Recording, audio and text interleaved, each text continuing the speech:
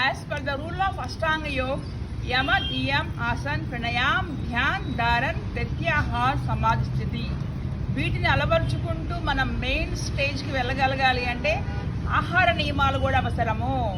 వ్యర్థాలు దృష్టాలు మనం తీసుకుని ఈ యొక్క ప్రాణాయామాలు చేయాలన్నా కూడా నిలకడ అనేది మనకి ఉండదు.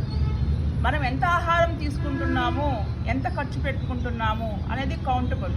For example, if you want to eat biryani a day, that day you want to walk minimum 5000 steps, 5000 అడుగులు వేయగలిగితే you can take the biryani. కష్టంతో మాత్రమే మనము ఉన్నటువంటి ఫ్యాట్స్ బంద్ చేసుకోవాలి మినహాయించి ఎట్లాంటి ప్రోగ్రామ్స్ చేయడం, ఆపేయడం, మళ్ళీ తినేయడం, మళ్ళీ లావ్ అయిపోవడం, మళ్ళీ తగ్గడం, మళ్ళీ తినడం ఇలా కాకుండా ఒక నియంత్రణ అనేది యోగాతో పాటుగా ఆహార నియమాలు కూడా పెట్టుకున్నట్లయితే మనిషి అనేవాడు ఫ్లెక్సిబుల్గా